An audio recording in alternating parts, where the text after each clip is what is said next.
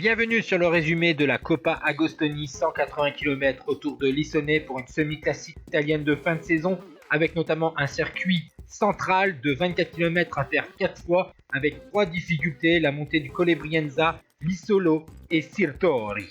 Le début de la course a été animé tout d'abord par 7 coureurs pour l'échappée matinale avec Champion de Cofidis, Fortunato de Elo Cometa, vainqueur d'une étape du Tour d'Italie, Floris de Tir, le puncher d'Alpecin Phoenix, Chiorelli de Bargnani, Burcho de Work Service et Bevilacqua de la formation Vini Zabou.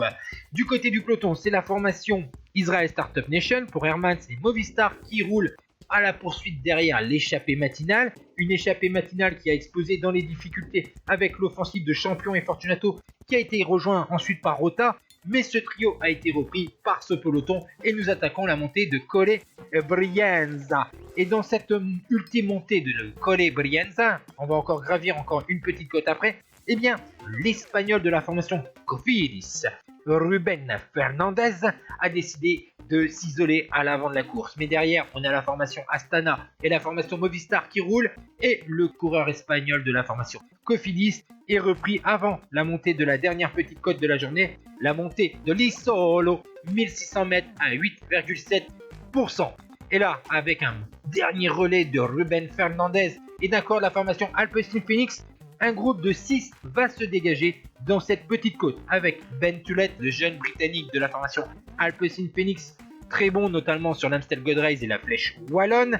Il y a Ben Hermans de Israel Startup Nation, Covey de la formation UAE, Rochas, le jeune français de la formation Cofidis, Valverde de la Movistar bien sûr, sans oublier Trentin qui est revenu dans la portion descendante.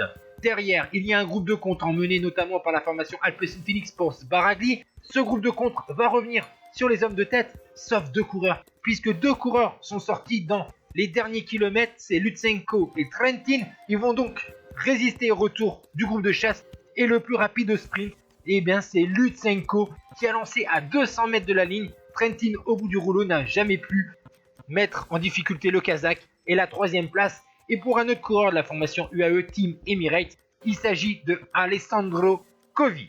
Et voici donc le top 10 de cette course italienne. Ciao tout le monde.